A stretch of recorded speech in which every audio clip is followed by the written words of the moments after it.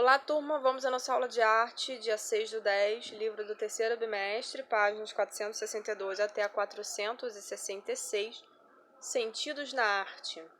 Os artistas do século XX pensaram em novas formas de ocupação para a arte e o espaço, desvinculando-se daquelas velhas formas tradicionais, conservadoras, com visões muito estáticas, né, bem tradicionais, e também era uma forma de se relacionar com as pessoas de outras maneiras, ativando nesta relação outros sentidos além da visão.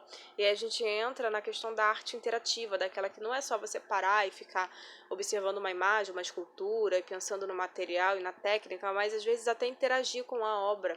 Hoje em dia a gente tem muitas obras, tem muitas formas de arte interativa. Através do uso de materiais diferentes, como peças industrializadas, luzes e objeto cotidiano, surgem novas concepções da interação entre forma, espaço e tempo.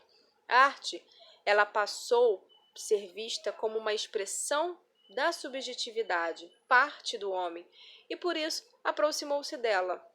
A gente pode perceber que a arte contemporânea, ela traz para além da apreciação a reflexão, entre aquela questão da arte conceitual, está tudo muito no campo das ideias, o que o artista quis passar, qual é a mensagem dele.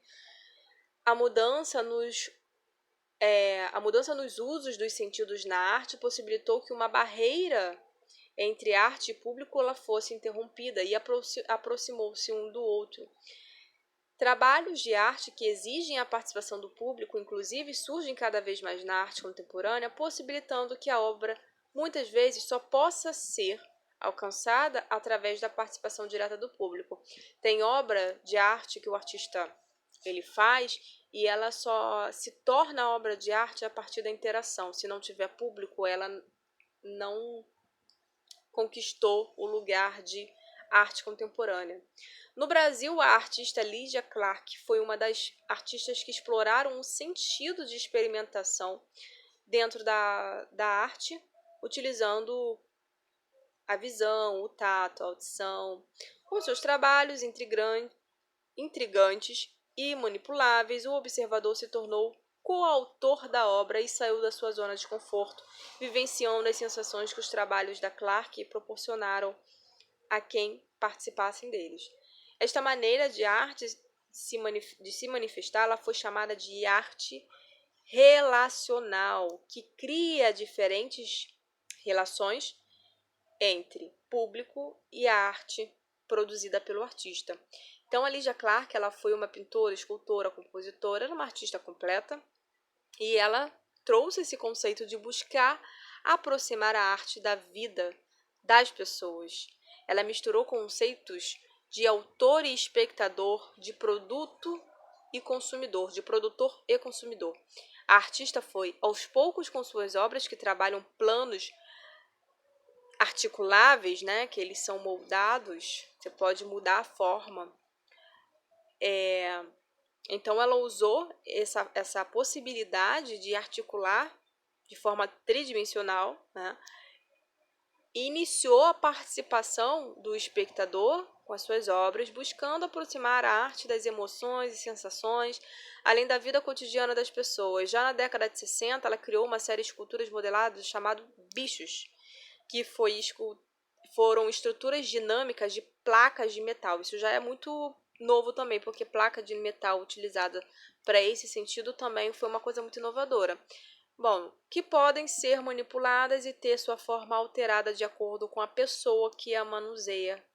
Então, essa obra, foram umas séries, ela ia mudando de aparência conforme as pessoas iam passando e se sentissem vontade de criar uma coisa nova a partir das dobraduras de metal. A obra ela ia se renovando a cada novo participante, a cada novo espectador que acabava realmente interagindo com a obra dela. Em seus trabalhos, o público ele se torna o criador e, ao mesmo tempo, parte da obra, manipulando-a, refazendo-a. Em 1968, Lydia passou a refletir sobre as possibilidades da atuação do corpo humano, unindo o público com a obra de modo sensorial. o trabalho como A Casa é o Corpo, que foi criado em 1968, e O Corpo Coletivo, e um outro trabalho, Máscaras Sensoriais, trabalhava muito isso. Os espectadores eles só podem observar e sentir na medida em que atua no trabalho da artista, tornando-se parte dele. Então essas máscaras sensoriais, elas são um bom exemplo da imersão da obra, na obra, né? Elas, ao colocá-la, o público ela tem a sensação de estar em outro mundo, ver ou estar verdadeiramente dentro de si próprio. Cada máscara ela possui um elemento em seu exterior ou interior que aguça alguns dos sentidos. Algumas possuem saquinhos de tempero e aí o olfato fica mais ativo. Outros possuem estavam gelado ou mais quente, né? O tato. Não há separação entre o artista e o mundo. Outra artista que buscou criar experiências novas foi o Hélio Oiticica. O artista fez parte do mesmo período da Lydia Clark, então era um momento favorável, né? Os artistas eles acabavam até compartilhando ideias. Para este artista, a arte não é um mero objeto, ela pode ser parte do mundo e estar inserida em nosso dia a dia. Também estavam muito interessados nas questões sociais e defendiam a ideia de que o público, todas as pessoas podem e devem fazer parte da arte. Essa ideia de que não existe mais arte lá atrás de um vidro. A ideia era renovar, que a arte ela podia estar ali no meio, né? Mesmo que estivessem dentro de uma galeria ou de um museu. Baseado nesta concepção de corpo como a arte e na troca de experiências que teve com a escola de samba Estação Primeira da Mangueira, após ter aulas de dança lá, ele criou os parangolés, que são capas estandartes ou bandeiras coloridas criadas para serem vestidas ou carregadas pelo espectador atuante em movimento de dança contínua. A peça ela só existe como obra de arte quando ela é vestida por alguém. Aí é mais um exemplo de que a obra, aqui essa daqui, ó. A obra ela só se finaliza, ou seja, ela só se concretiza quando alguém se propõe a participar. Se não tiver a participação, não tem obra.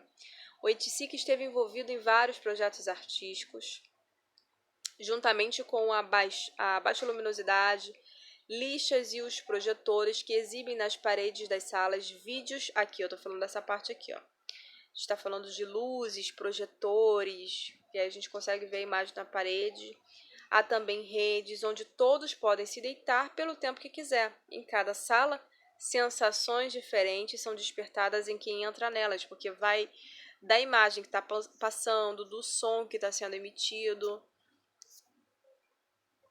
Além do Oiticica, outro artista brasileiro que foi muito importante também nessa ideia da arte relacional foi o Cildo Meireles, um artista brasileiro que, assim como o Oiticica, ele trouxe provocações das suas obras necessárias para desenvolver a reflexão no público que se defronta com ela.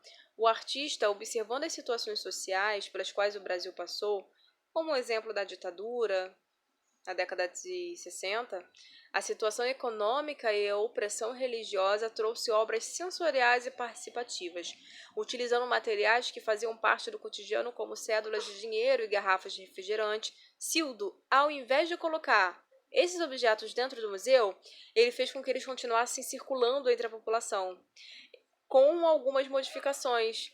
Então ele inseria mensagens nas cédulas e às vezes em garrafas de refrigerante e botava para circulação de novo. Então a arte dele circulava, não ficava presa.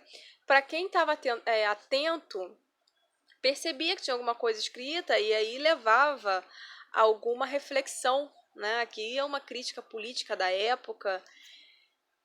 Aqui tem até falando, olha, que na parte de Cildo Meireles desenvolveu inserções em circuitos ideológicos, projeto Coca-Cola e o projeto Cédula no mesmo ano. A Coca-Cola também, ele modificou alguns rótulos e botou para circulação.